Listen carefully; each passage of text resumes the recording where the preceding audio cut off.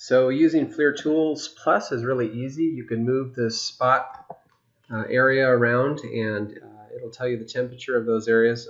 But you have to compensate for emissivity, absorption of the materials, reflection of the materials. That's a big one, and it's hard to determine sometimes. And through that, you have to adjust your emissivity ratings and things in the software. But once you dial some of those things in and you know what you're dealing with out there in the field, you can adjust the palette to see the colors in a way that makes sense and gives context. And then, the last thing you can do, there's several other things, but one of the major last things you can do in the software is you can make a report.